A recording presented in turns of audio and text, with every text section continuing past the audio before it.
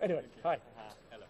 Well, I have some specific questions to you. First Sure. of all, there were words regarding David Beckham's, Thierry Henry's, Michael Owen's, and Yeah. players like them to come over here as marquee players. And all of a sudden, you're saying that players like, with every due respect to them, Boyer and Capdevia and Luis Garcia coming, they are very good players, Yeah. they're world-class players, but they're not at the stature of Becks and then Thierry Henry. So, how do you shape up all those things? Well, I mean, I think, yes, there was lots of noise, there was lots of speculation. I don't think we were standing up there and saying David Beckham is coming over here. It's exciting to speculate. You find every club around the world, who is your transfer targets? You'll find 10 names being mentioned and maybe you find one of them coming true. So, I'm glad that people are excited about it. I think we've got some great players who have already signed as marquee players who are coming with the real ambition, not just to play their heart out for whichever team they play for, but also to help popularise the game in India. And that is the dual responsibility of a marquee player. Be a great asset on the pitch, be a great asset off the pitch, because we need these people who are going to come in here and show this commitment and excitement and enthusiasm for the future of Indian football. So, gosh, we wish we had Messi and Ronaldo. There's a reality about the world. We won't have them this year, we won't have them next year. Gradually over time, hopefully ever greater players will be coming in and showing an interest in football, in Indian football. As per the ISL rules, there are already been stated that only retired players who have played in the World Cups and give other tournaments compete in this particular tournament, and not the present players because of the FIFA rules and guidelines. So, are you thinking to merge it in together to shape it up where the champion team can feature in the continental tournaments like we have seen in the IPLs and the rest of the tournaments? Yeah. The champions of the IPL already get the direct entry with the Champions League. Yeah. Well, that's the I League. The I League is the main league, and that they qualify through that to Asia. And we know that, and all our teams coming in accepting that. I think personally that a football tournament played in a country of over 1 billion people is prize enough in itself. I know that everyone always wants, well, what's next? What can what does therefore get me? But we think this is going to be a great tournament. There's going to be a great trophy at the end of it. That is prize enough in itself. Okay, you're bringing stars like Luis Garcia, well known for his goal skill, and players like Capdevia has won the World Cup as well as the Euro Cup. So, do you find it important to really engage themselves in various social activities apart from cricket to build a sports culture? Sorry, for these guys to engage themselves in various parts of India. Well, yeah, I mean, I think that, sorry, if I understand you correctly, we absolutely want these guys to come in and play a role, almost an ambassadorial role for the individual clubs as well. We want them to do well on the pitch, but we want them to be helping clubs with their sponsors. We want them to be going into some of the community programs or grassroots programs that the clubs are running, and being present there and helping create excitement for football. So we've always seen these marquee players as having this dual role.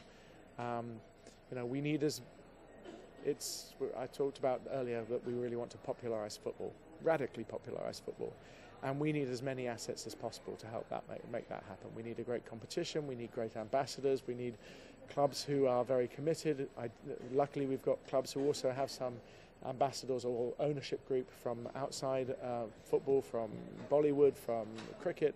I think all this comes together to try and raise up the profile of the sport and achieve that objective of radically popularising football. Last two questions. Well, we have seen cricket to have ambassadors like in the IPL section as far as owners are concerned. We have seen Priti Zinta and then Shah Rukh Khan, and then we have watching John Abraham, Ranbir Kapoor coming in numbers to really support football. How does it feel when your football team's world ranking is 151st and still stars like them are coming in from numbers to really support their football? Well, I think it feels fantastic, because why are they coming in? They're coming in because they love the game, and they're coming in because they believe in the future of the game.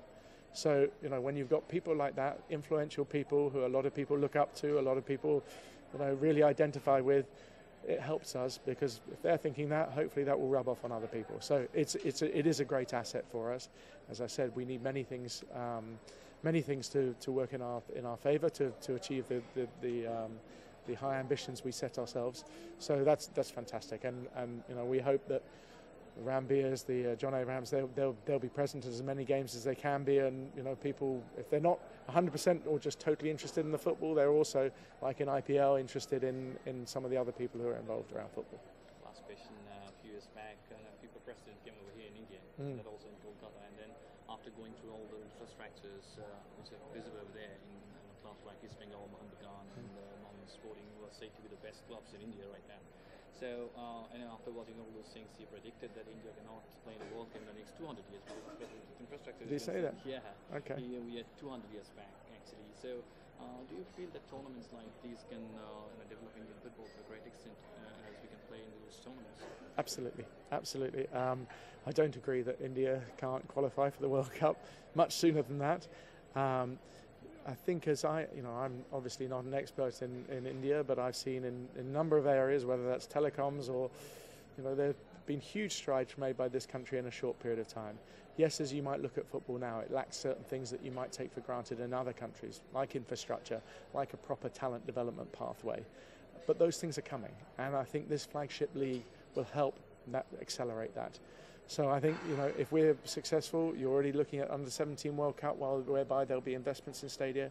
We're investing in stadia. Clubs are obliged to invest in academies and grassroots programs.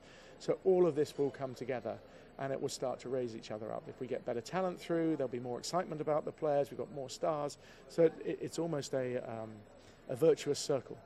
I absolutely believe in the future of Indian football. I've been out to see some of the younger talent play, and if you see 11, 12-year-old Indian kids, I don't believe that they are worse than you might find in Germany or in Brazil. These are very, very good players who are very excited, committed to the sport, and I think we just need to give them the right product to aspire to so that they stay in the game, and we need to give them the right tools to develop. So certainly 200 years to qualify for a World Cup, you've got to be kidding. India has got a very bright football future. Thank you so much. Thank you. Do you have a card? I'm afraid I don't. I've just given them all. I've just given the lady my last one. So, but Leeladhar, he is the man to go through for me. He always knows where I am. I can never escape him. So please, sorry I don't have a card, but go through him. And tomorrow do you have that? I might have some more in my room. So let me see if I've got a card up in my room. Okay, I'll be knocking it tomorrow. All right. Hello.